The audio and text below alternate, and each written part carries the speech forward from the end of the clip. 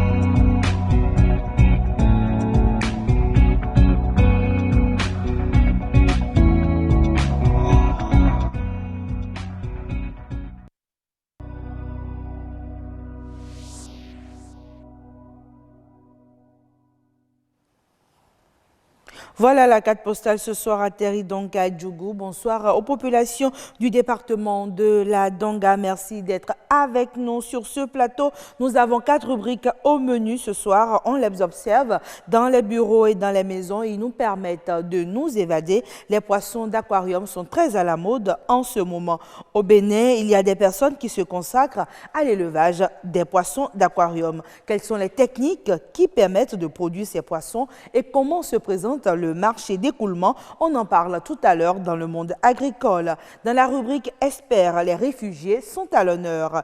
Et oui, cette journée leur est consacrée. Nous allons recevoir un défenseur des droits humains pour nous rappeler les particularités du statut de réfugié. La drépanocytose, un mal dont on ne guérit pas encore. Et pour bien vivre avec, l'alimentation peut être un allié. Yasmine Damata et son invité vont nous s'entretenir sur le sujet. Je vais y arriver. Dans un instant, c'est sur nature et bien-être. Que vous soyez cinéphile ou pas, il vous est certainement arrivé de vous demander qui sont ces personnes de l'ombre qui font vivre le cinéma. Sur Horizon Culture. On lève un coin de voile sur ces hommes et femmes à travers une série qui commence par le réalisateur. Pourquoi ce choix? Vous le saurez dans un instant. Le grand rendez-vous, vous le savez, c'est aussi le journal. Nadège Sani, bonsoir. Bonsoir Agnès. Nous vous laissons pour la présentation du menu. Merci à vous Agnès. Ce 20 juin, la communauté internationale célèbre la Journée mondiale des réfugiés. Dans cette édition, vous aurez le point sur la situation des réfugiés. Selon l'ONU, en 2018, il y a eu plus de 110 millions de réfugiés et de déplacés à travers le monde, un niveau jamais atteint depuis 110 ans. Vous le savez déjà, plus de 100 000 candidats sont à l'assaut du premier diplôme universitaire. Ils composent depuis hier. Comment ont-ils vécu leur première journée? Une équipe de la rédaction a fait un tour dans les centres de composition pour recueillir les impressions des candidats. Vous les entendrez à 19h45.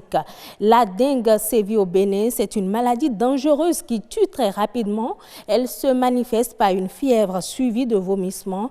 Un spécialiste en santé nous donnera plus de détails sur cette pathologie. Merci à vous, Nadège Sani. Le grand rendez-vous se poursuit. Le premier plateau, l'expert.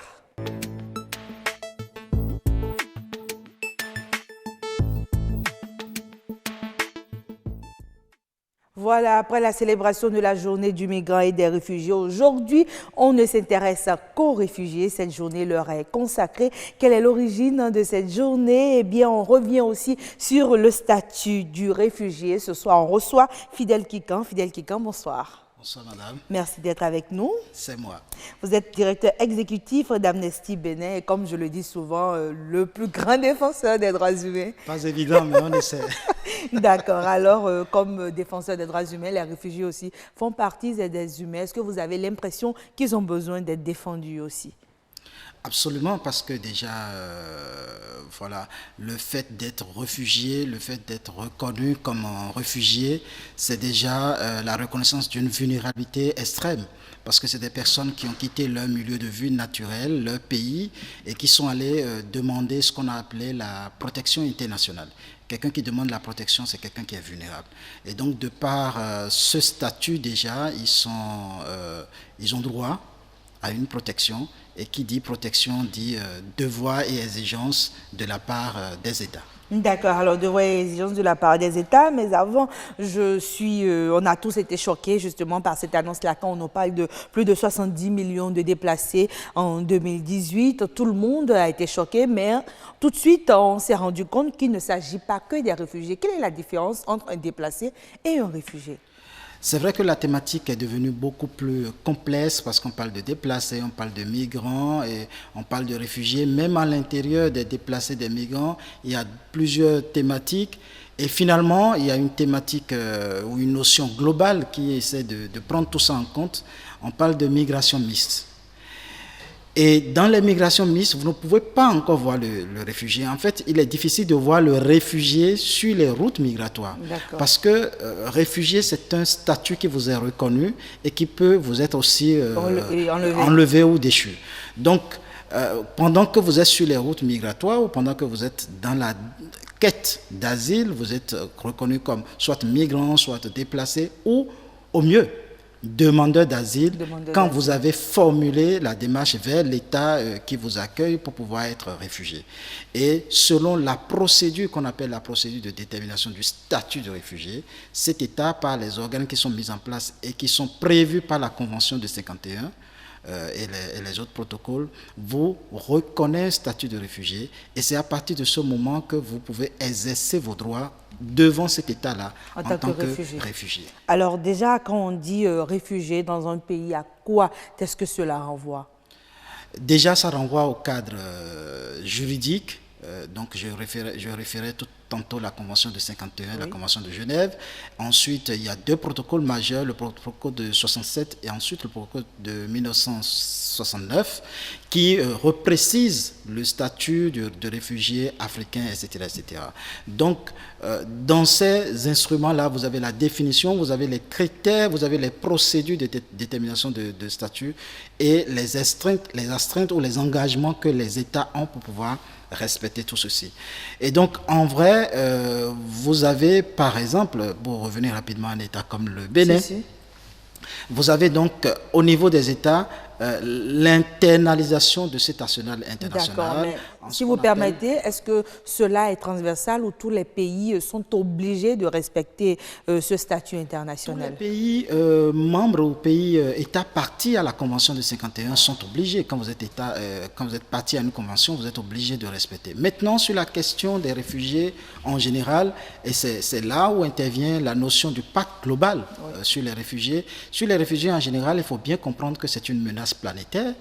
Et donc, il y a deux notions, deux principes qui sont mis en avant pour défendre le pacte global. C'est la notion d'humanité. Est-ce que nous sommes tous humains? Si nous sommes tous humains, donc nous sommes sur le principe d'humanité. Et ensuite, le principe de solidarité.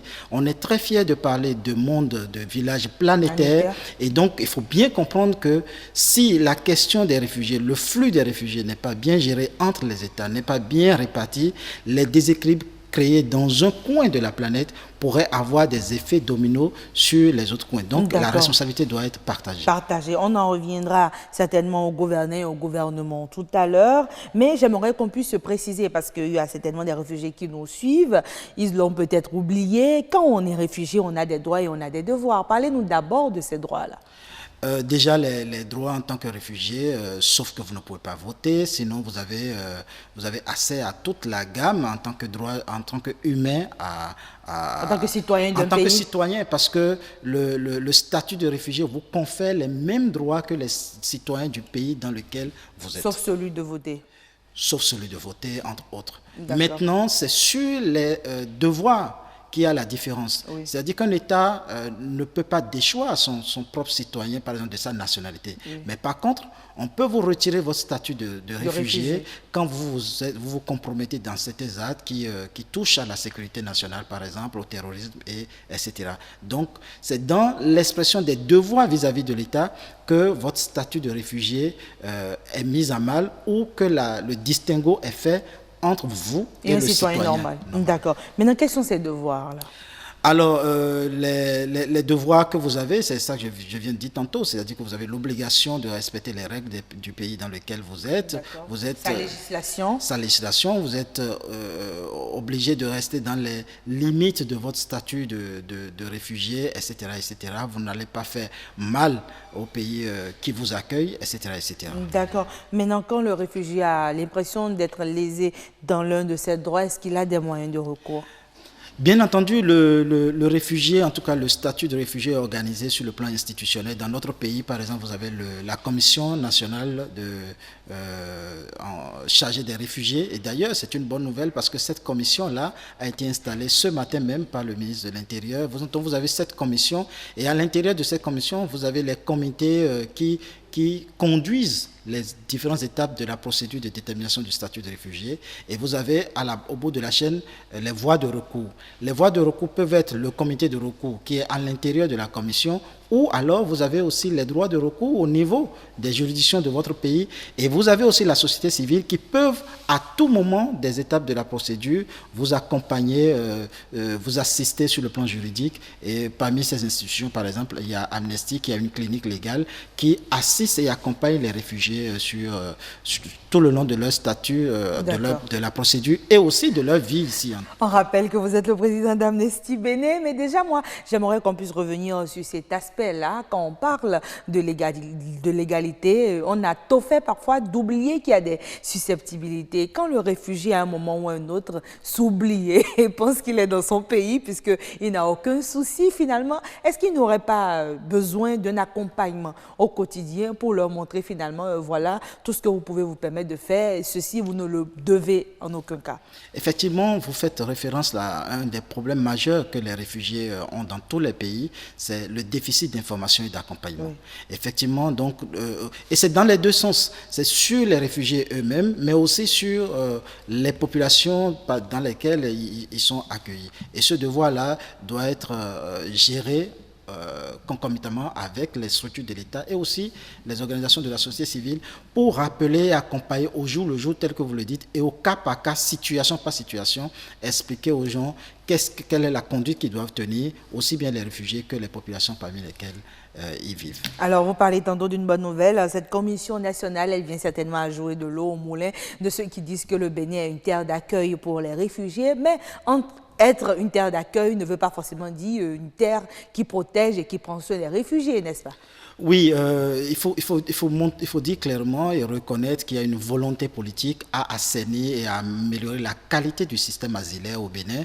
Et donc, je n'en veux pour preuve que cette nouvelle commission nationale en charge des réfugiés, nous avons un avant-projet de loi sur le statut de réfugié qui n'est pas encore pris, mais qui est là. Et le ministre de l'Intérieur a fait une annonce assez intéressante aujourd'hui qui montre un pas prépondérant du Bénin, c'est que désormais, il sera possible aux réfugiés qui en démontrent la capacité et apportent les preuves de pouvoir, par exemple, postuler au prochain concours de recrutement des enseignants. Ça a été annoncé aujourd'hui et c'est quelque chose de très fondamental. Maintenant, et ce n'est pas courant dans tous les États. Hein? Ce n'est pas courant dans tous les États. Parce que souvent, il y a une discrimination. Exactement. Au moins dans la quête de l'emploi. Exactement, et quand on sait que tous les pays font face au chômage, et effectivement, c'est une décision courageuse de l'État béninois qu'il faut encourager. Mais il faut demander aussi qu'on aille un peu plus loin, parce que parmi les plus de 1600 réfugiés que nous avons au Bénin, nous avons quand même 44% de femmes et un peu plus de 30% d'enfants.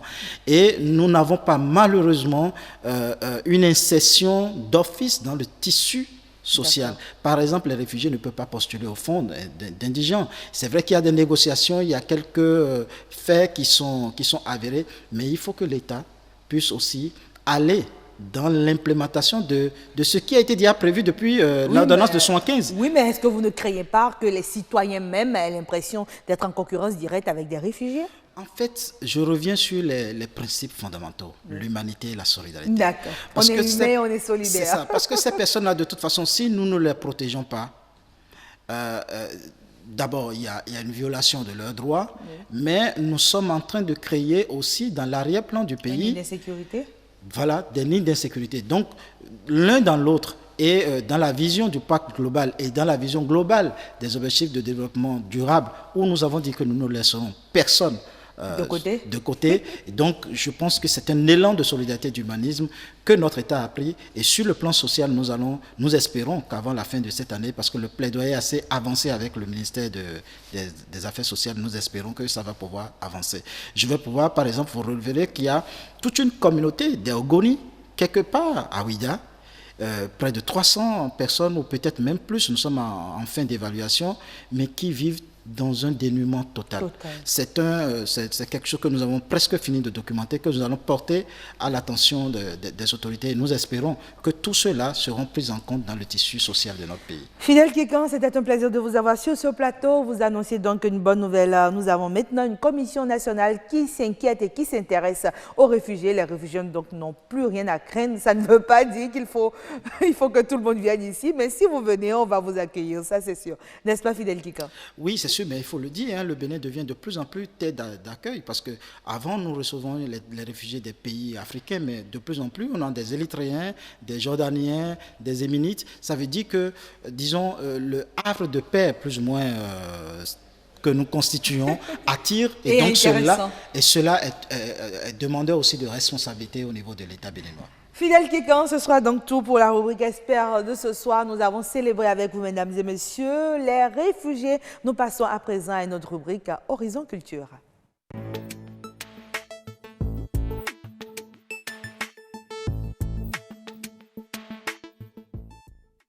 Horizon Culture, ce soir, nous parle d'une des branches essentielles du cinéma. Il s'agit de la réalisation. On en parle avec Jennifer Sativi et son invité, mais avant, on suit ce reportage. Le réalisateur, en fait, c'est cet artiste technicien qui est contacté par le producteur à l'étape du bouclage du scénario. Donc, le scénario est bouclé et le producteur décide de confier la tâche à un réalisateur de pouvoir transformer cette œuvre scénaristique-là en une œuvre filmique. Donc de rendre intelligible, le plus intelligible possible ce qui a été écrit dans le scénario, en images et en son, dans le but unique de donner le maximum d'émotion au spectateur. Étant un peu au cœur de toute l'équipe, c'est lui qui donne les ordres. Et voilà, donc il a un peu tous les regards rivés sur lui. Pendant que vous, en tant que technicien, par exemple, vous êtes sur 4 plateaux, sur 5 plateaux, sur 6 mois, le réalisateur fait d'une seule œuvre. C'est comme quelqu'un qui est enceinte et qui doit subir les caprices de cette grossesse-là durant un certain nombre d'années jusqu'à l'accouchement. Et la seule chose qu'il gagne véritablement en retour, c'est le fait que son nom rentre dans l'histoire, c'est qu'il puisse transformer des gens quand ils verront son film. Le réalisateur aussi, en fait, ça c'est un peu des aspects qui sont ignorés ici, mais le réalisateur, lorsque vous voulez donner une dimension artistique dans tout ce que, enfin, dans tous les secteurs dans lesquels vous recherchez de l'émotion, pour impacter, vous devez faire recours à un réalisateur. Que ce soit un groupe de musique, un directeur artistique, c'est forcément un réalisateur. Que ce soit une personnalité publique, c'est un réalisateur un peu qui s'occupe de sa qualité parce qu'il doit apprendre à sourire, il doit apprendre à marcher, il doit apprendre à s'habiller. C'est forcément des réalisateurs qui s'en occupent parce que ce sont un peu des artistes qui savent entrevoir ce qu'il faut faire pour donner de l'émotion. Voilà, Samson Adjaro, nous parlons donc des faces cachées du réalisateur. Jennifer Sativi, on vous retrouve en plateau pour ce sujet. Bonsoir et merci d'être avec nous. Bonsoir Agnat, merci de nous recevoir. Ah, voilà, à vos côtés, nous avons Karl Baoui, le réalisateur. Bonsoir. Bonsoir. C'est votre première fois sur le grand rendez-vous? Oui. On espère vous revoir encore prochainement. Mais déjà, Jennifer, à l'entame de cette émission, j'ai annoncé aux téléspectateurs qu'on leur dira pourquoi on a voulu commencer notre série sur les métiers du cinéma par le réalisateur. Alors, dites-nous un peu. Oui, c'est parce que justement le réalisateur est considéré ou est le pilier de toute production cinématographique parce qu'il a le grand rôle en quelque sorte, n'est-ce pas, Monsieur Gbaon? Tout à fait, tout à fait. Le réalisateur est au début jusqu'à la fin, au niveau des œuvres cinématographiques. Dès que l'écriture est, il va falloir trouver quelqu'un pour que ce qui est sur le papier puisse être visible, visuel. Alors pour que le mental, ce qui est abstrait, soit concret, c'est lui qui a cette charge de mener toute l'équipe technique à ce que ça soit une réalité. Voilà. Donc il réfléchit au décor et tout ça aussi? Tout à fait, parce que sa façon de voir l'écrit, c'est ça que les autres voient. Ce qu'on voit à la télévision dit que voilà, ça s'est passé de telle manière, le décor, tout, c'est sa vision que les autres, à la fin des comptes, découvrent sur l'écran. Donc ça fait que dès qu'il fait la lecture, il pénètre l'écriture, automatiquement, en lui, quelque chose se passe. Il commence à chercher qui sont ceux-là qui sont aptes à pouvoir faire sortir ce que moi je sens, l'émotion que moi j'ai à l'intérieur. Donc même avec le scénariste, à des moments donnés où le scénariste n'a pas eu à faire sortir certaines choses que lui aurait bien voulu faire sortir, il aura à mettre dedans pour que ça impacte ceux qui sont en train de regarder et que ça puisse prendre. On peut donc dire à la fin que l'œuvre cinématographique, c'est la vision du réalisateur. Tout à fait. Et quand on regarde même, on dit un film 2. C'est souvent le réalisateur qu'on écrit. On n'écrit pas le producteur ni une autre personne. Parce que c'est sa vision que les gens sont en train de voir. Donc, sans vouloir répéter, Agnès, ce qu'on voit dans les salles et à la télé, c'est ce que lui, il a pensé. Oui, ce que lui, il a pensé. D'accord. Mais est-ce que tout le monde peut exercer ce métier? Tout le monde peut-il être réalisateur ou il faut certaines aptitudes? Tout à fait. Il faut certaines aptitudes. En cela que, lorsque c'est toute une équipe qui est en train de travailler, chacun dans son secteur, les métiers du cinéma, au niveau, tous ceux-là qui sont là, espèrent qu'ils sont, il faut quelqu'un qui puisse les gérer. Gérer les hommes, vous savez ce que ça veut dire? Le caprice, l'humeur. Donc là, sur le plateau, il faudrait qu'il soit pondéré, qu'il ait cette façon d'amener, de coacher ceux qui ont du talent, même ceux qui ne savent pas qu'ils ont du talent, à exprimer leur talent pour que lui, il obtienne le résultat escompté, ce qu'il cherche. Oui, mais dites-moi, est-ce qu'à un moment donné, on n'a pas l'impression que le réalisateur, il est partout et n'importe où à la fois? Est-ce qu'il n'est pas possible maintenant de pouvoir couvrir tous ces champs? Il doit entraîner les acteurs. Si on n'a pas un directeur d'acteur pour la mise en scène, il doit être au niveau de l'équipe technique. Comment vous faites pour pouvoir vous assurer que la vision est partagée par tout le monde? D'abord, il faut savoir sélectionner son équipe. D'accord. Ceux avec qui vous devez travailler, il faudrait que ce soit des gens sur qui vous comptez, qui ont l'expérience. Vous devez décentraliser les choses. Et à vous maintenant de pouvoir peaufiner pour que ça soit bien. Si vous devez aller en profondeur à chaque niveau, vous ne pouvez pas. C'est pour cela que s'il y a dans l'équipe quelqu'un qui faillit, ça se sent sur le réalisateur qui est souvent sur son secteur, le secteur qui est défaillant, en train de chercher à améliorer cela. Donc on se rend compte aussi que sur certaines productions, par exemple, il y a 1, 2, 3 réalisateurs. Donc est-ce que c'est pour vous aider justement à avoir l'œil partout que ça se passe comme ça? Mais là, on les appelle des assistants. Voilà. Les assistants sont même différents du réalisateur. L'assistant réalisateur, lui, il a en charge de pouvoir faire pour que tout soit à l'heure qu'il faut, comme ça se doit. L'accessoiriste, par exemple, est-ce que quelque part, il a amené la marmite qu'on doit utiliser? Est-ce qu'on a prévu la voiture qu'on doit jouer? Est-ce que c'est lui qui doit être sûr que chacun des techniciens est vraiment en ordre pour que le plateau soit... Il prépare le plateau pour que le réalisateur puisse venir et mettre les choses. Mais il travaille en symbiose avec le réalisateur. Mais on se demande, est-ce que le réalisateur peut jouer un autre rôle ou est-ce qu'il se consacre entièrement à la réalisation sur la même production, hein? Est-ce qu'il peut en même temps être à la caméra parfois? Bon, la meilleure des choses à faire, c'est-à-dire ce qui serait bien, c'est qu'il soit dans son rôle de réalisateur. Maintenant, lorsqu'il dit au cadre quelque chose que le cadre n'a pas encore perçu, il vient pour pouvoir l'aider à bien cerner ce qu'il est en train de demander. D'accord. Mais il ne peut pas être en même temps en train de faire. On le fait, hein? Enfin, en Afrique on le fait, parce que vous savez les conditions, on le fait, on prend la caméra. C'est le budget Il y a- qui vous oblige il y a le budget, à vous il y a passer. aussi- il y a le budget, il y a aussi la communication avec le cadreur. Est-ce que le cadreur avec lequel on est, ou bien celui qu'on va trouver, pourra réellement nous donner ce que nous cherchons? Voilà, c'est à ce niveau-là que nous avons des réalisateurs africains ou bien qui commencent à être cadreurs à la fois et en même temps éclairagistes, tout ce genre de choses. D'accord. Mais qu'on le veuille ou pas, le réalisateur doit donc être polyvalent Oui, pour tout qu'il à puisse fait, au moins tout à fait. indiquer exactement fait. quelle qualité d'image il Tout veut. à fait, parce qu'à la fin de compte, c'est lui qui répondra de l'œuvre. Et je me demande aussi, Agnès, est-ce qu'il faut nécessairement pour être réalisateur, est-ce qu'il faut forcément passer par l'école? Je crois que, bien sûr que oui. À la fin de compte, il faut y arriver. Je prends mon cas par exemple. Ok. J'ai commencé, je ne suis pas parti dans une école en 1998 avec des VHS. D'accord. Mais au finish, on a compris qu'il y a quelque chose qui manque. Parce que quand vous regardez un film, il y a un langage dedans. Au niveau technique même, il y a des langages. Il faut dire les chants qu'on chante, il ne faut pas les 180 degrés, ce genre de Les choses. règles, Les les règles. normes. Si vous ne le faites pas, vous ne faites pas passer le message que vous voulez faire passer. Il y a quelque chose qui vous manque. Donc au finish, j'ai vu que ça ne peut pas aller comme ça. Il faudrait qu'on parte à l'école pour apprendre comment est-ce que ça se fait. Et dès qu'on a commencé, on a vu que on était complètement à côté. D'accord. Donc, vous êtes en train de dire que l'expérience, moi je me disais, est-ce que l'expérience ne suffit pas parce qu'on a des réalisateurs qui ont touché à tout? Est-ce qu'on peut dire qu'ils sont, Oui, s'ils ont, la main, voilà. si ils sont sur beaucoup de plateaux et côtoient des gens qui ont la main, banalement, ils auront également la main parce qu'ils vont comprendre le langage. C'est une façon de parler. Si. Oui, mais je me dis, est-ce que finalement à l'école, on ne vous apprend que la structuration? Non. À l'école également, au niveau de la gestion. D'accord.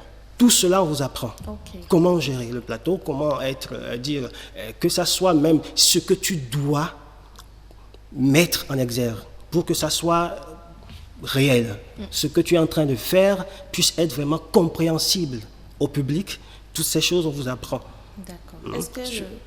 Est-ce que le métier de réalisation nourrit son homme? La fameuse question. La fameuse question. Oh oui, bien sûr que si, ça nourrit. Mais ce n'est pas en plein temps. Ok. Vous arrivez à amasser pour un temps et vous gérez. Si vous avez encore autre projet, vous gérez. Et ça, c'est en Afrique. Et si vous êtes dans une compétence donnée, vous avez souvent des projets sur lesquels on vous sollicite. Okay. Vous êtes déçu, vous êtes en train d'avoir au per diem, ça évolue. Maintenant, si tu es réalisateur de cinéma et qu'en fin de compte, tu trouves que ça ne marche pas, il faut commencer à entrer dans les documentaires pour aller... Il faut se diversifier. C'est surtout la distribution qui nous cause de problèmes en Afrique. On fait les films, mais on n'arrive pas à distribuer, à mettre ça sur le marché. Donc, dites-nous aussi la différence qu'il y a entre le réalisateur cinéma et le réalisateur télé. Bien. Le réalisateur télé est dans un cadre donné. Et il opère dans un studio. Il peut sortir de son studio pour aller faire sur le terrain, pour aller faire son travail, ses reportages. Mais le réalisateur cinéma, il est en plein temps hors. Sur le terrain. Bon, évidemment, maintenant, à Hollywood, beaucoup de choses, ça se fait en studio, sur des corps neutres. Mais à l'extérieur, comment coacher, dire la mise en scène, toutes ces choses, le réalisateur cinéma est obligé de le faire. Le réalisateur télé, l'éclairagiste, tout est déjà fait. On est venu, on s'est assis, on est en train de parler, on n'a pas bougé, ou bien. Oui. Donc, c'est déjà installé. Mais au cinéma, ce n'est pas ça. Au cinéma, en permanence, dès que vous changez de décor, tout change. Oui, d'accord. Donc, vous avez parlé de 98 tout à l'heure et j'aimerais savoir si vous estimez que ce métier est pour vous une passion en 30 secondes. Si ce n'est pas une passion, on ne peut pas continuer. Oui, merci beaucoup d'avoir accepté notre invitation et merci Agnès de nous avoir reçus. Jennifer Sachivi, tout le plaisir est pour moi. Roch Aurélien Koinou, ne vous inquiétez pas, on sera à vous dans un instant. Vous l'avez compris, c'est Roch qui pilote le Monde agricole ce soir.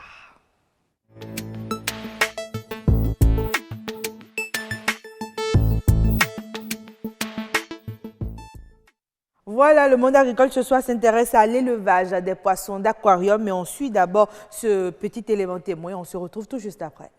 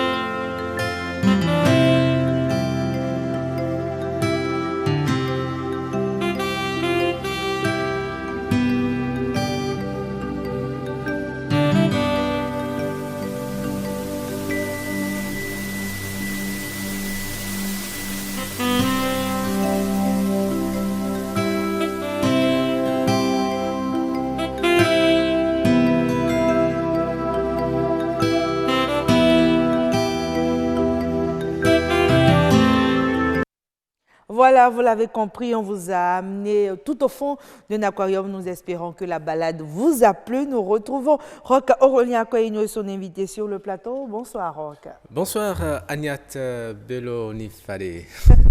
Voilà, je vous vois venir, hein, je vous vois venir. Le monde agricole ce soir s'intéresse aux poissons d'aquarium. Déjà, dites-moi, hein, pour vous, pendant longtemps, est-ce que le poisson, il ne se résumait pas à se retrouver dans votre assiette? Vous l'avez imaginé une fois en décoration? Ben, nous l'avons souvent vu dans les hôtels, également dans les maisons de ceux qui sont d'un certain statut social. Et ces poissons servent généralement de décoration. En tout cas, nous allons en parler tout à l'heure avec le spécialiste que nous avons avec nous. Il nous dira s'il faut consommer ces poissons ou s'il ne faut pas les consommer. Jude Simon Sani, bonsoir. Bonsoir, monsieur. Vous êtes naturaliste, paysagiste, animalier. Bien sûr. Et c'est avec vous que nous allons parler de poissons d'aquarium. Dites-nous déjà quelle est l'utilité d'avoir un aquarium. Merci. D'entrée de jeu, un aquarium, comme vous l'avez dit, c'est un objet de décoration. Ouais. Décoration, pourquoi? Parce que son observation nous fait briser la notion du temps. On est soit tenté par la beauté des poissons. On reste admiratif. On est admiratif.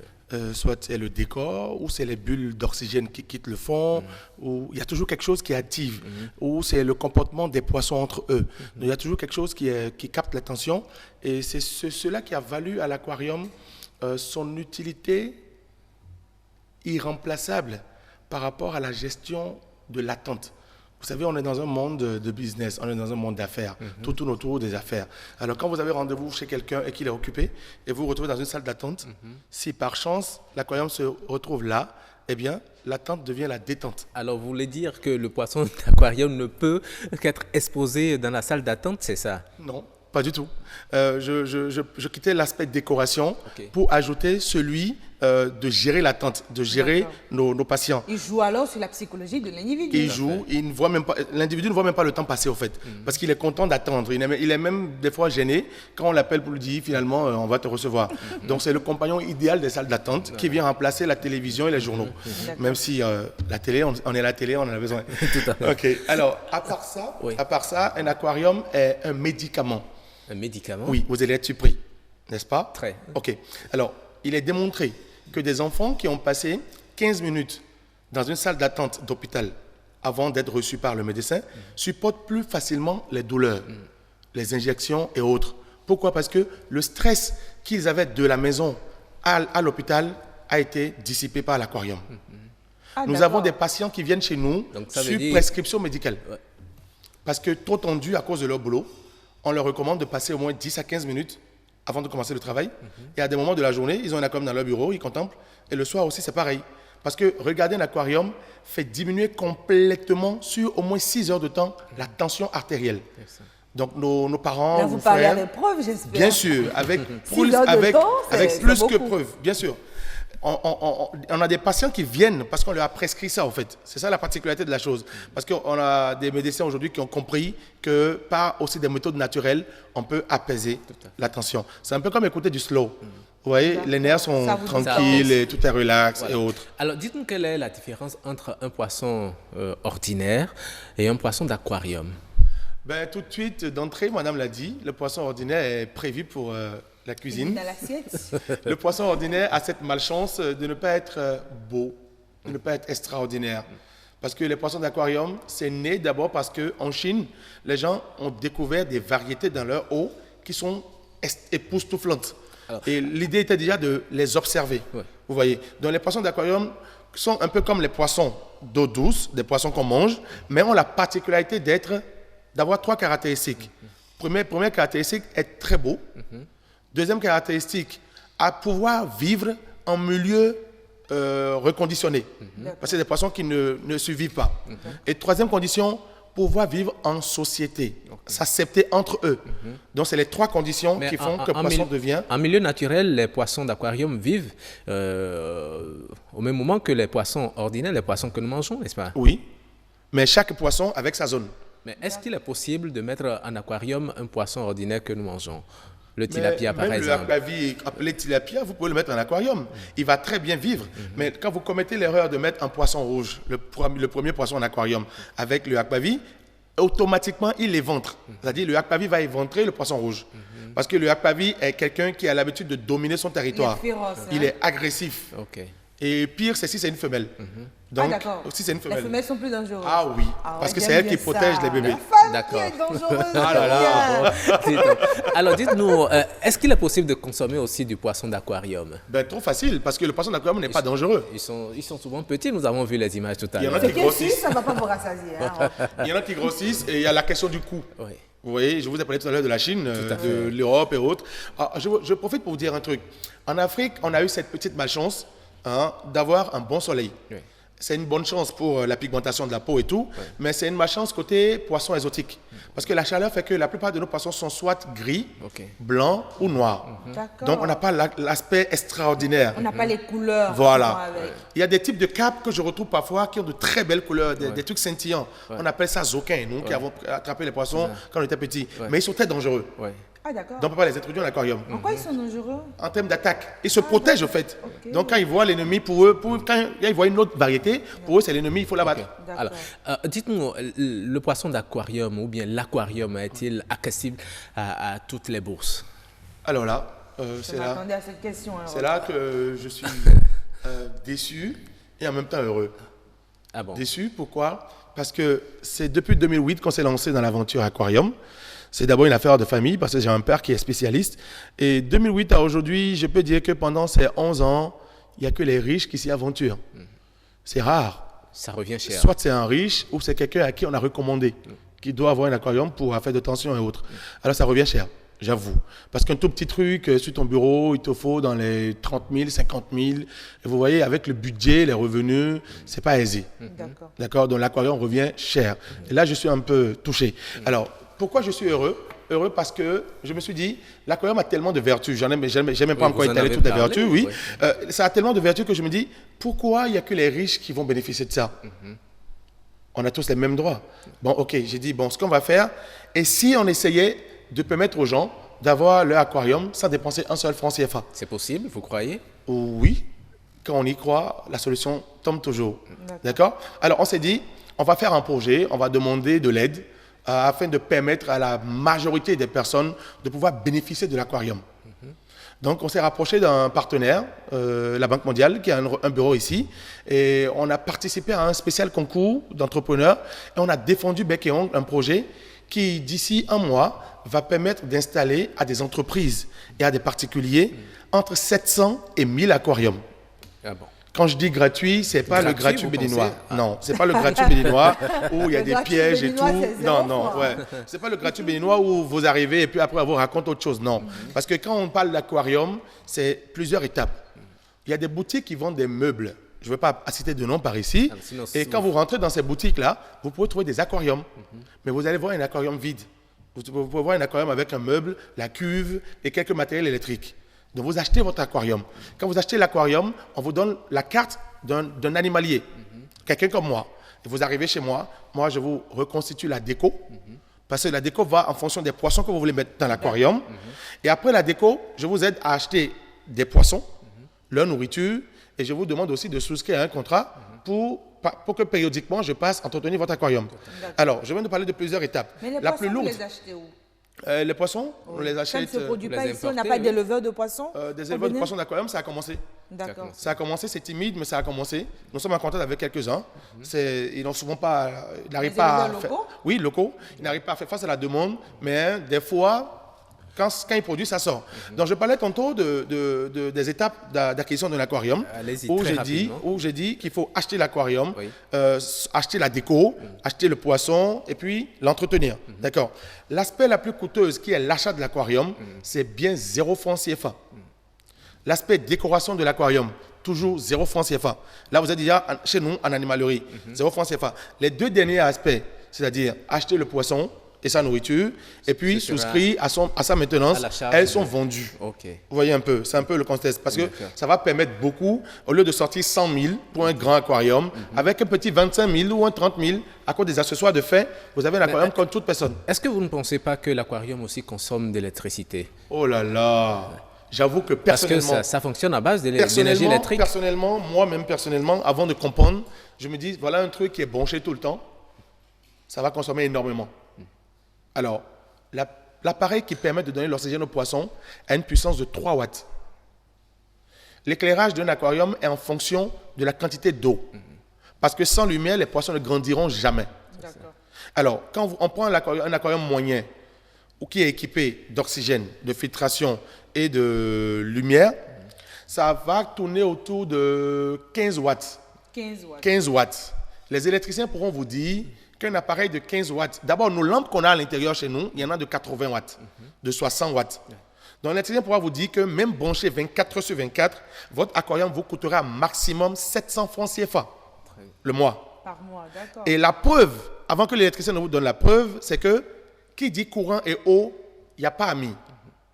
S'il y a courant dans l'eau, nous, spécialistes, nous allions mourir plein. C'est clair. Parce que c'est trop facile qu'un court-circuit naisse dans une eau. Oui.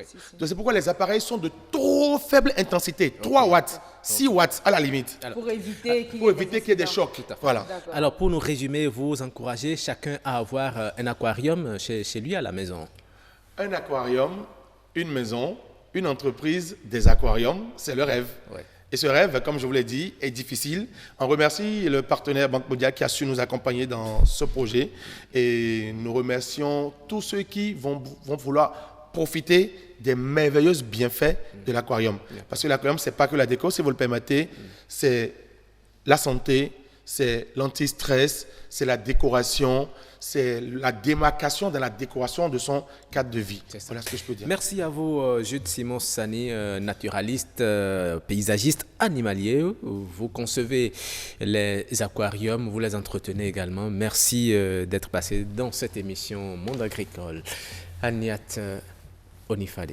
Encore avec nous, c'est un plaisir de vous avoir sur ce plateau. Le monde agricole s'achève donc ici. Nous allons retrouver Nadège Sani dans son grand studio. Elle est rayonnante. Et voilà, c'est le 1945.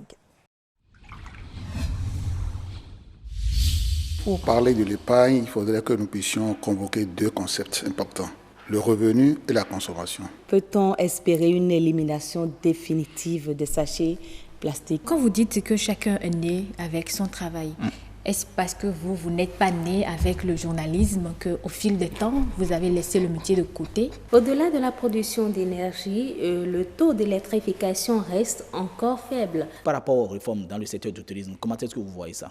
Je dis souvent que l'entretien sur BB24, c'est tous les dimanches à 22h, les lundis à 10h, à 16h30 et à 23h. S'exprime à travers une consultation du FA.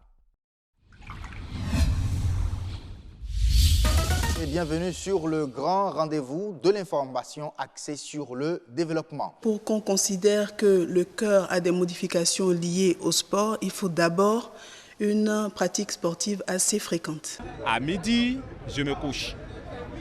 Que qu'en soient les problèmes que j'ai, à midi, je dors et à 15h, je reprends. Ceux qui se disent qui se donnent de repos, c'est bien, mais on se donne de repos où?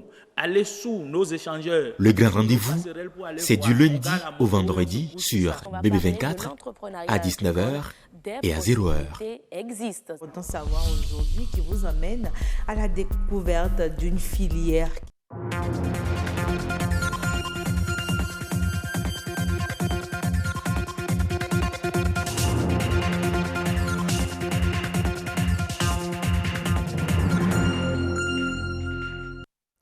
Bienvenue dans ce journal, bonsoir à tous.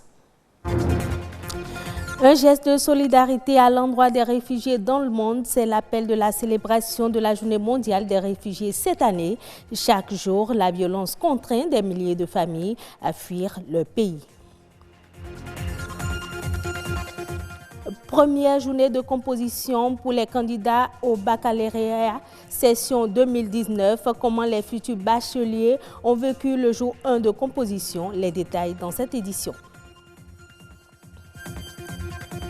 C'est une maladie qui se transmet par les piqûres de moustiques et affiche presque les symptômes d'un paludisme avant l'arrivée de saignements souvent mortels. La dengue est une maladie virale qui sévit au Bénin.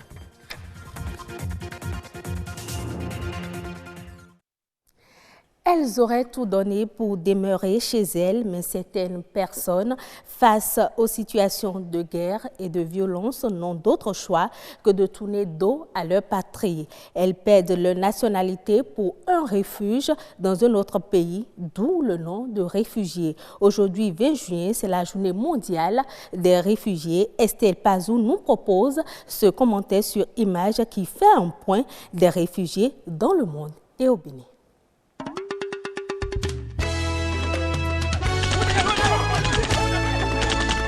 Les crépitements d'armes, les affrontements, les violences et les situations tumultueuses ont tout fait de pousser les populations à quitter leur pays. Elles laissent derrière elles leurs biens, leur passé et parfois leur avenir.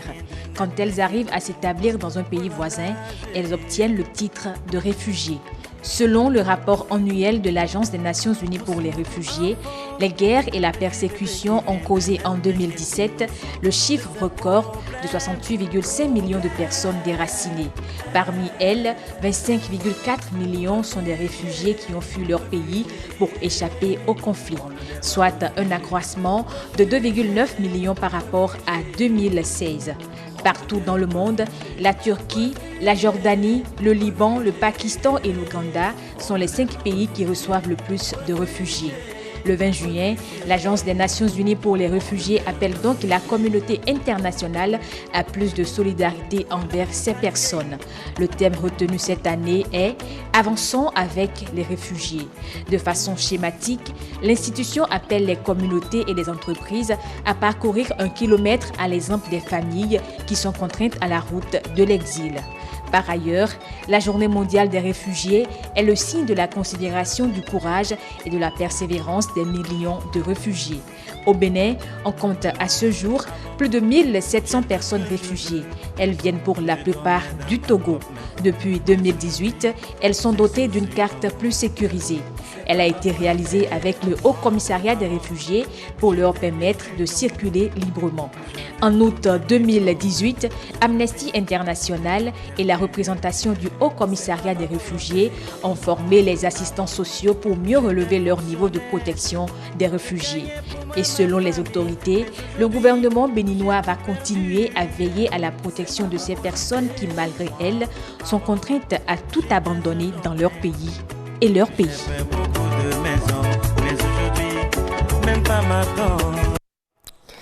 Première journée de composition pour les candidats au bac session 2019. Comment les postulants ont-ils vécu les premières épreuves? Une équipe de la rédaction est allée recueillir leurs impressions au sortir de cette première journée. On fait le point avec Edwige Agossou, Iliad Bokovo et Rebecca Achinako. Clap de fin pour la première journée de la composition des épreuves du baccalauréat session de juin 2019. À l'instar des autres candidats des séries A1 et A2, ceux composant au CEG Bégamin viennent ainsi de boucler les épreuves de la SVT. Le matin, on a fait français, qui a duré 4 heures. et qui portait sur l'école et la perte des valeurs. Le soir, on a fait d'abord mathématiques et ensuite SVT. Pour moi, la journée a été bonne parce que les épreuves étaient abordables. Cette journée n'a pas été mal parce que les épreuves ont été un peu abordables. On a su affronter les difficultés qui étaient sur les épreuves, on a su affronter ça. Je n'ai pas encore vu aucune difficulté dans les épreuves que j'ai faites ce matin. Du côté des superviseurs, aussi bien du CEG Bégamin qu'au collège Père Aupier, aucun incident majeur n'a été enregistré, mis à part des cas d'absence et d'abandon. Depuis 6h30, nous étions ici, dans le centre, pour accueillir les candidats et les surveillants de salle. À 8h, la première épreuve a été lancée, celle de français. Le centre a 29 salles. 29 salles pour 871 candidats. À l'heure où nous vous parlons, sur les 871, on enregistre 15 absents et 2 abandons. Nous avons enregistré des absents. Sur les 430 inscrits, il y a 16 absents. Tout à l'heure, on vient de me dire, dans l'après-midi, qu'il y a un abandon. Donc, pour la première journée, c'est ce qu'on peut dire.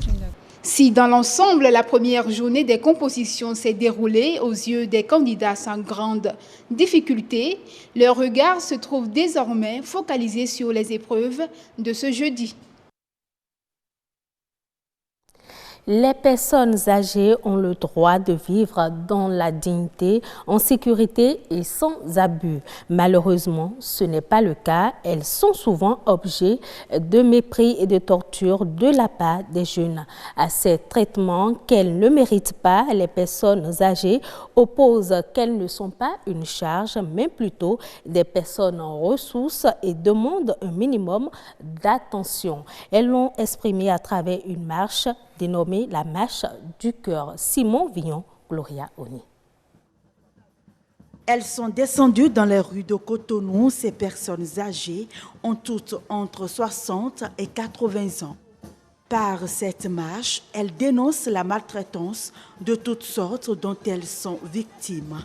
Les personnes âgées, les gens les considèrent comme des vieilles qui ne peuvent plus tenir. Alors que nous pouvons encore tenir. Donc, nous faisons passer ce message pour expliquer aux gens que même étant personnes de 3e âge, nous pouvons encore tenir. Nous constituons une bibliothèque, ils devraient se rapprocher de nous et nous avons leur donné la conduite à tenir sur tous les plans. Vieux physiquement, certes, mais plein d'expérience. Ces seniors réclament juste un peu d'attention à leur égard. Nous avons organisé cette marche pour montrer l'importance de la marche dans la vie de l'être humain et également l'importance d'organiser ce genre de choses pour nos personnes de 3e âge. La jeunesse d'aujourd'hui est la vieillesse de demain. Et donc que la jeunesse reprennent la situation en main et considèrent vraiment leurs parents âgés, les parents âgés, pour que ce soit ancré dans la tradition, le respect des personnes âgées. Ces jeunes-là, nous allons leur dire de prendre l'exemple sur nous.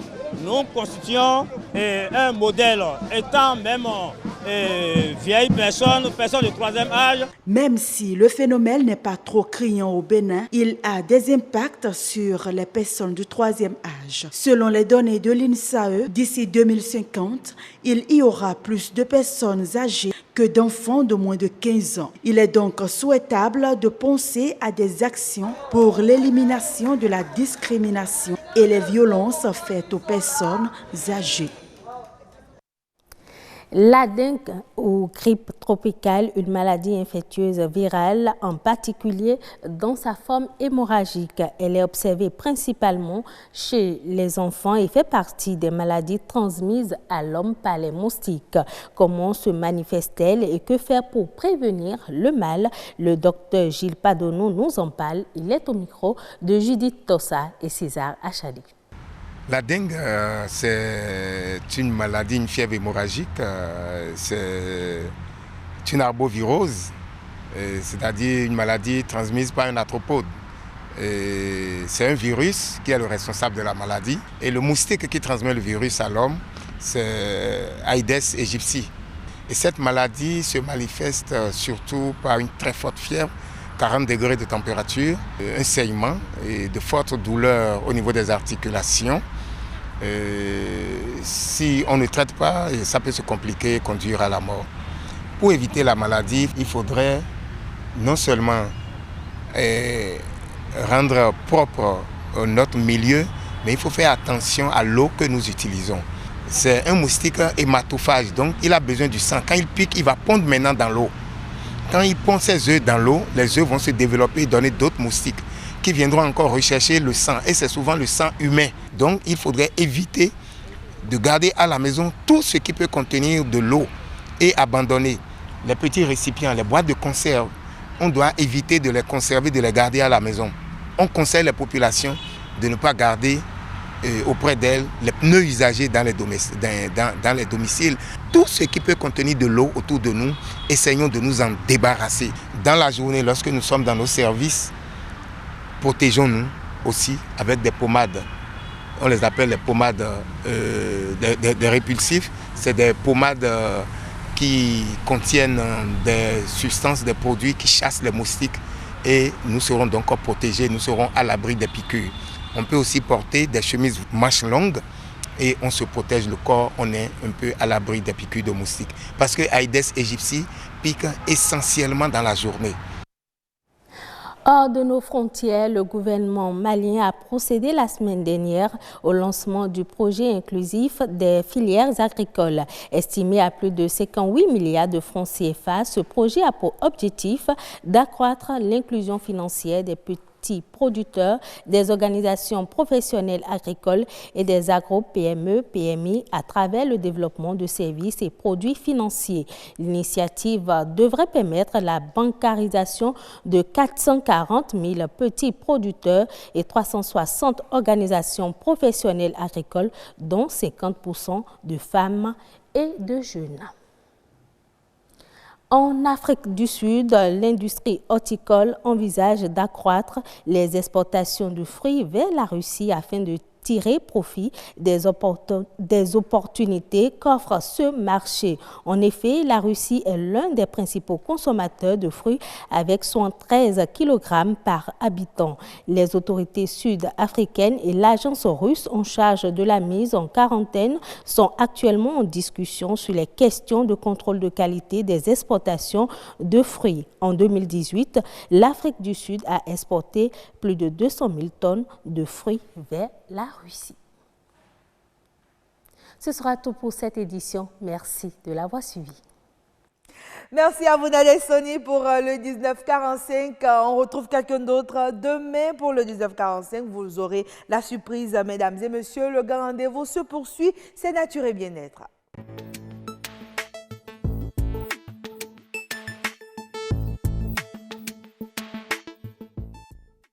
Dans Nature et Bien-être, ce soir, on parle de la drépanocytose. L'alimentation pourrait être déjà un début de soulagement. Eh bien, comment? Restez avec nous pour le savoir. Mais avant, je vous invite à suivre ce reportage. J'ai mal partout. Prince et Lucienne souffrent de la drépanocytose, maladie génétique la plus répandue au monde, mais inconnue d'un bon nombre. Pourtant, elle touche plus de 5 millions de personnes selon l'Organisation internationale de lutte contre la drépanocytose. Sa manifestation varie d'un individu à un autre. J'ai les maux de tête, les maux de ventre. Et les jambes aussi me font du mal. Quand je regarde mes camarades, je vois que mes camarades se sentent bien plus que moi. J'ai mal au doigt et mes mains me font mal. Lui, s'il est en crise, il a vraiment très très mal au ventre. Et il réclame à ce qu'on lui presse même le ventre. Et il demande même à ses soeurs de monter sur son ventre pour lui permettre d'avoir un peu plus de soulagement. Les drépanocytaires ont un quotidien difficile, parfois hors norme. Mais ce n'est pas tout. La prise en charge de cette maladie incurable est onéreuse. Le produit que j'administre à mon enfant, ça me coûte au minimum 25 000 francs par mois. Si je rate, je fais des frais plus que ça. À l'hôpital, s'il est en crise, parfois je dépense jusqu'à 80 000, 96 000. À l'hôpital, chaque fois, il faut prévoir un minimum de 30 000 francs d'ordonnance par enfant. J'ai dû recourir à la tradithérapie qui me soulage un peu. Dans ce quotidien si sombre, certaines ONG viennent en appui aux familles des malades. C'est le cas de la Fondation Arnaud Biaou. C'est une de mes petites sœurs qui est restée en France. À la naissance de son enfant, après 1 an, on a constaté qu'il doit souffrir de la drépanocytose. Alors, ils ont essayé de faire des traitements, mais en fin de compte, il en est mort. Alors, pour immortaliser la mémoire de ce fils, la maman a créé cette association-là pour pouvoir aider ceux qui en souffrent. Si on pouvait avoir un petit dispensaire là, avoir notre médecin qui pourra voir les patients et savoir à quel niveau à peu près le mal est et comment les soigner. Demander à l'État de nous aider financièrement pour acheter des produits et de pouvoir canaliser ces patients-là. Outre la promptitude de traitement, la prévention à travers les tests prénuptiaux confirmant la compatibilité sanguine reste une condition sine qua non. Mieux vaut prévenir que guérir. Eh oui, c'est toujours mieux de prévenir que guérir. Merci à Ketura et à Rock Aurélien à Koinou pour ce reportage. On retrouve en plateau Yasmine Namata et son invité. Yasmine, bonsoir. Bonsoir Agnès Bill. Comment vous allez? Toujours la pleine forme. Hein? Alors ce soir, on parle toujours de l'alimentation, mais de l'alimentation comme étant un moyen de soulagement pour les drépanocytaires. Très bien, vous avez déjà bien planté le décor. On va parler de l'alimentation pour le drépanocytose. Le drépanocytaire, pardon. Bonsoir, docteur Zinwedo. Bonsoir, madame. Docteur, dites-nous, hein, la drépanocytose, est-ce que réellement l'alimentation peut soulager celui qui en souffre? Absolument, l'alimentation peut soulager parce que, vous savez, c'est la déformation des globules rouges, c'est l'hémoglobine. Donc ça a la forme du croissant. Donc il faut renforcer par des aliments riches en vitamine B9, surtout acide folique, le calcium, le fer. Voilà des types d'aliments qu'ils doivent prendre régulièrement dans leur mode de vie pour renforcer un peu les soins médicaux. Mais dans quel aliment on peut retrouver ces différents types? Alors, quand je prends la langue de bœuf par exemple, oui, il y a du fer dedans. Quand je prends ce qu'on dit haïma, oui, les feuilles du manioc et du haricot rouge. Haïma, en fond on dit haïma. Okay. Il y a du fer dedans. Quand je prends la betterave, il y a du fer dedans. Quand je prends les carottes, il y a du fer dedans. Quand je prends la tomate, il y a du fer dedans. Quand je prends aussi la pomme, fruits rouges, il y a du fer dedans. Et en général, quand je prends les feuilles du manioc, ce qu'on appelle fenyema, oui, et aussi en fond koibama, il y a du fer dedans. Mais attention, c'est les jeunes pousses qu'il faut chercher et préparer aux enfants. Maintenant, les drépanocytaires, leur alimentation, ils doivent éviter strictement ce qui est de la farine, c'est-à-dire les blés raffinés. Les blés raffinés. Oui. Je donne un exemple. Un drépanocytaire qui va à l'école en classe de 4e année, 5e année, et on lui donne 100 francs le matin, ce qu'il va acheter, c'est le pâté avec la bouillie. Oui. Alors le pâté, c'est du blé raffiné. Donc c'est pas bon. Donc il se crée encore d'autres problèmes pour sa santé. On doit lui donner des jus de carottes le matin bien. À la rigueur, jus de tomate pressé à froid, il prend ça le matin. Jus de tomate. Jus de tomate. Pour un enfant béninois. Oui, jus de tomate. D'accord, vous êtes sûr qu'il ne va pas retourner aux toilettes pour le rendre. On n'est pas habitué à ce régime alimentaire. Oui, on est obligé parce qu'un parent vient de dire tout à l'heure qu'il ne dépense pas moins de 25 000 francs par mois. Et s'il ne commence pas cet exercice, vous verrez, il serait en pleine forme. S'il donne plus de fruits à ses enfants le matin déjà, c'est bien, ça peut déjà soulager l'enfant. Voilà, et déjà, en calcium, on a le baobab. La poudre du baobab, son écorce, ses racines, c'est très important. Les gens négligent ça. Vous verrez que ceux qui souffrent de la drépanocytose, souvent c'est le sud, le nord, ils ne sont pas trop parce qu'ils mangent naturellement les feuilles du baobab. Ok. Les feuilles du baobab contiennent beaucoup du fer et aussi l'écorce. Et le jus? Le jus aussi c'est bon, mais attention, pas industrialisé. Ça doit être ce qui se fait ici. Ce qui se fait ici, la poudre naturelle, avec de l'eau chaude, un peu du citronnelle dedans, vous mélangez, donnez ça à l'enfant le matin, ça renforce. Donc la racine du baobab, l'écorce du baobab, la racine du néré, l'écorce du néré. Et l'enfant prend ça comme la tisane.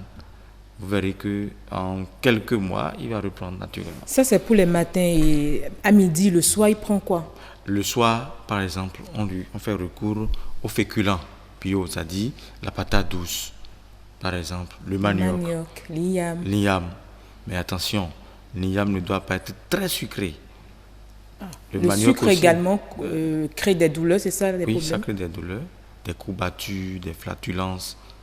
Donc, ça doit être, on doit tremper l'igname pendant quelques minutes avant de préparer. Vous verrez que, voilà, l'amidon sort naturellement, l'eau est blanche, et là, vous passez à la cuisson, et son jus serait renforcé, beaucoup de tomates, avec orion, peu de piment. Et là, il mange bien.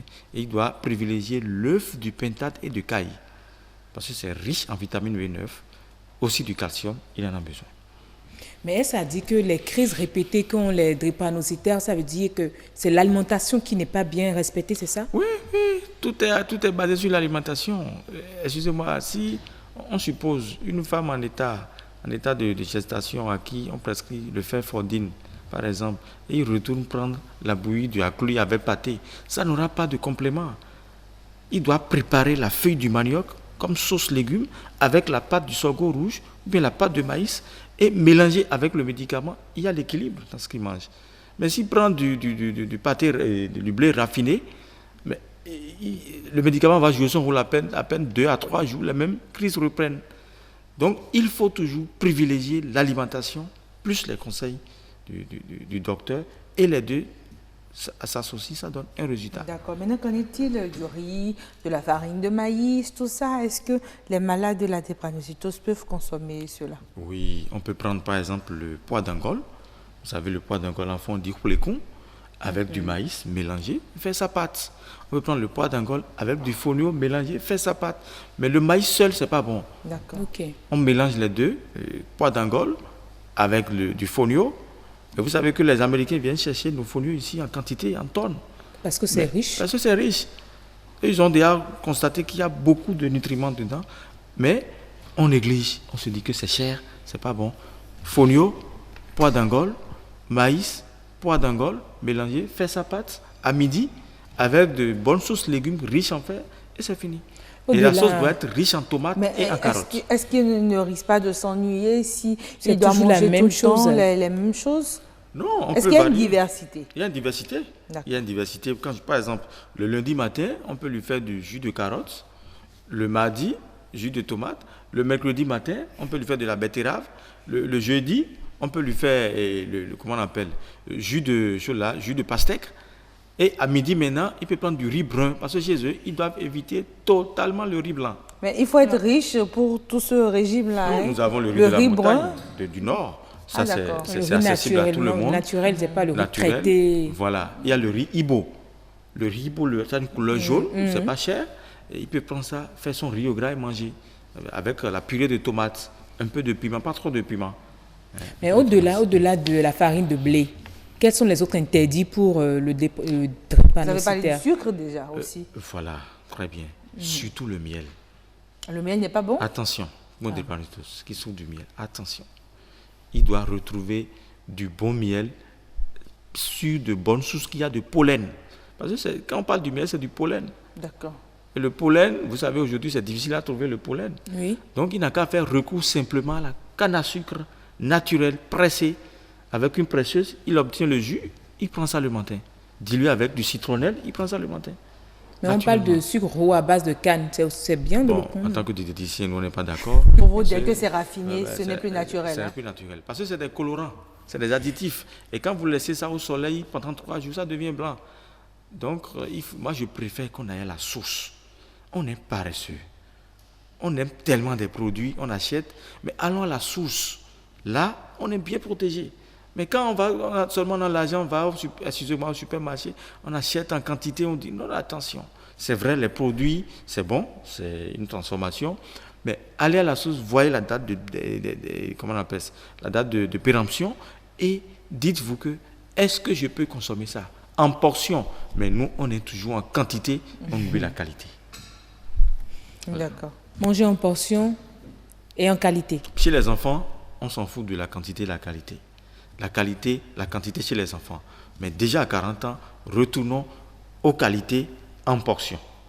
Donc le drépanocytaire doit toujours faire attention à son alimentation, plus privilégier les aliments riches en calcium et en fer. Très bien. Il y a la pomme sauvage qu'on appelle la sro. Il y a la poudre du néré, la poudre du néré.